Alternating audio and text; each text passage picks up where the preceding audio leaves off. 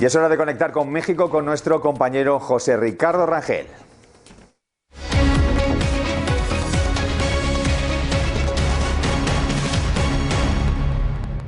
José Ricardo, ¿qué tal? Buenas tardes.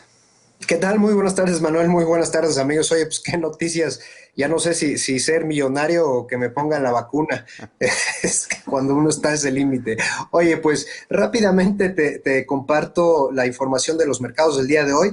Estamos en terrenos positivos en el índice de precios y cotizaciones y principalmente pues tenemos un mix, lo que es la parte industrial, la parte de consumo que lo lidera Liverpool, 3.18, Alfa 3.61 y la industria de extracción y la construcción que es Peñoles y Cars con 2.42 y 2.11 abajo. E importante, fíjate todo lo que hemos avanzado en este tiempo del crecimiento que ha tenido la industria del cemento. Cemex 3.34 abajo y Grupo Cemento de Chihuahua 2.22 abajo, seguido por la financiera Banbajío de 1.17 financiera, el Banco del Bajío.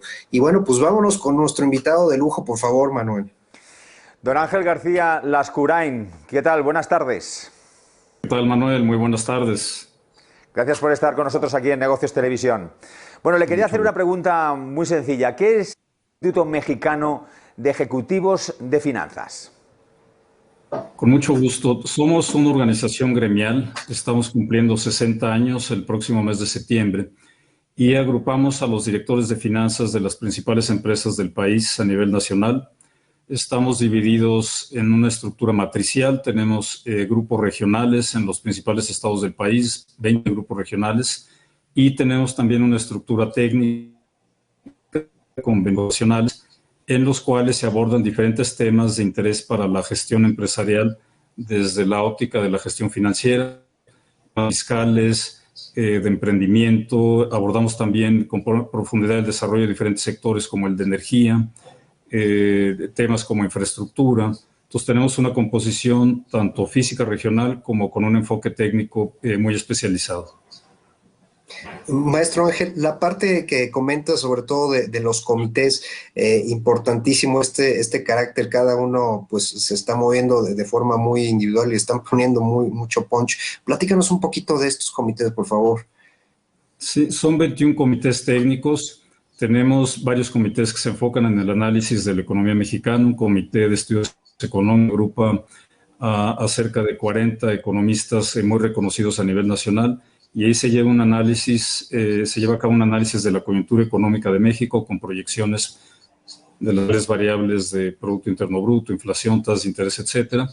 Tenemos un comité del indicador IMEF que encuesta empresas a nivel nacional. Es un indicador que nos permite mostrar la tendencia, predecir la tendencia de corto plazo de la economía en el sector manufacturero y el no manufacturero.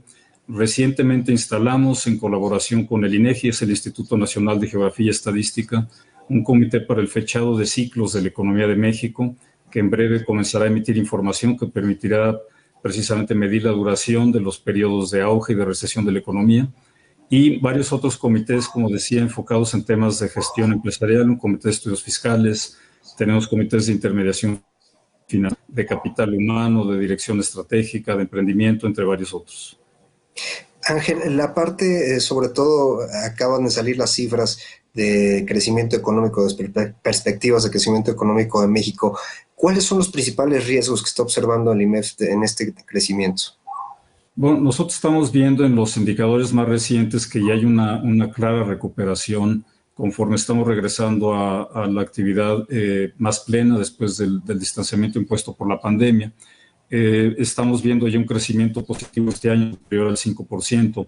No obstante, seguimos viendo riesgos importantes en la economía mexicana, riesgos. El crecimiento se está dando fundamentalmente por el rebote después de la suspensión de actividades por la pandemia y por la vinculación con Estados Unidos. Los sectores que más están creciendo son aquellos que están vinculados principalmente a la exportación, la industria manufacturera, el sector de autopartes, automotriz en general. Pero la economía doméstica, más allá del efecto del rebote que comentaba, continúa a niveles muy deprimidos. El consumo sigue por niveles muy inferiores a los que teníamos incluso previo a la pandemia por el impacto que esta tuvo sobre la generación de empleo. más de 1 millón de empresas cerraron en el país durante la crisis y esto pues no ha sido recuperado todavía a nivel nacional. Tenemos que mantener el producto de condiciones en general de incertidumbre por la situación económica, política que está viviendo el país. Proyectos de inversión se han detenido y en general la demanda interna, más allá del rebote a partir de la reactivación, continúa a niveles muy deprimidos. Entonces la recuperación está vinculada con el comercio exterior y la vinculación con Estados Unidos principalmente. Ángel, hace casi 2 semanas salió un estudio sobre precisamente esta pobreza, esta calidad del empleo que se está dando. Platícanos sobre esta necesidad de tener un empleo de calidad. Sí, bueno, los datos más recientes también nos muestran que el impacto de la crisis, de la recesión sobre los niveles de pobreza fue muy duro. Está aumentando la pobreza en el país a un ritmo acelerado. Es una situación que nos preocupa de manera muy profunda en el IMEF. Nosotros hemos hecho votos porque se recupere la capacidad de crecimiento de mediano plazo de la economía. Había una serie de reformas estructurales que se habían implementado en México para atraer la inversión y que se han venido desmantelando, pero no se han implementado otras medidas, con lo cual la posibilidad de generación de empleos bien remunerados, que es desde nuestra perspectiva la principal manera de combatir la pobreza a través del crecimiento económico y la generación de empleos bien remunerados, pues se ve reducida, se ve inhibida. Y en el mediano plazo nos preocupa que más allá del rebote inicial que tendremos, que ya mencionaba yo antes, hayamos perdido capacidad de crecimiento económico hacia adelante. La parte sobre todo de infraestructura, que es, vaya, ahorita que estábamos platicando sobre este pues, repunte de ciertas empresas en el sector construcción, ¿cuál es la visión del IMEF respecto a la infraestructura? ¿Hay proyectos que vayan a ser sustentables en el largo plazo? Sí, hay una serie de proyectos hay una lista de proyectos prioritarios, más allá de los proyectos emblemáticos del gobierno federal. Hay una lista de proyectos que se han incluido de manera prioritaria entre el sector privado y el sector público que se están impulsando. No obstante, a pesar del impacto positivo que pueden tener sobre diferentes regiones del país, no alcanzan a compensar la caída en el resto de los sectores de la economía nacional, por lo cual son una contribución positiva, sin duda, pero no suficiente para la recuperación del crecimiento y del empleo en general. Manuel, creo que tienes una pregunta, ¿no? Así es, don Ángel, quería preguntarle, ¿existe ahí en México algún programa de apoyo empresarial, como por ejemplo aquí en España, como son los ERTE? Es una buena pregunta, Manuel. Durante el año pasado, durante el impacto más profundo de la pandemia en diferentes países, en España, en Europa, en Estados Unidos, en Canadá, se implementaron diferentes medidas de apoyo para proteger las fuentes de empleo, para proveer liquidez a las empresas, a las familias.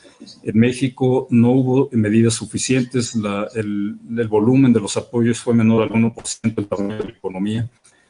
Por dar un dato comparativo, en Brasil se llegó al 4%, en otros países latinoamericanos tasas similares. En Estados Unidos el 18% de la economía el año pasado, en México fue inferior al 1%. Hubo apoyos insuficientes que fueron los que generaron ese resultado que comentaba yo antes. Más de 1 millón de empresas cerraron de manera definitiva y más de 12 millones de personas perdieron su empleo el año pasado. Buena parte lo han recuperado a inicios de pero todavía seguimos en una situación débil en términos de la economía doméstica y la demanda doméstica.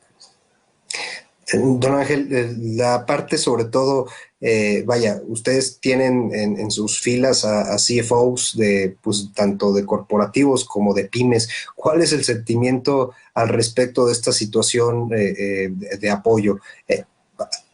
Y sobre todo, pues vaya, las condiciones con las que ellos están, pues hoy por hoy, los que todavía están sobreviviendo. ¿Nos puedes platicar un poquito al respecto? Sin duda, desde el año pasado nosotros hemos venido insistiendo en la necesidad de generar este tipo de apoyos. Desde nuestra perspectiva, no puede haber un desarrollo de mediano y largo plazo si no hay crecimiento económico, y el crecimiento económico está fundamentado principalmente en la inversión privada, en la inversión de las empresas.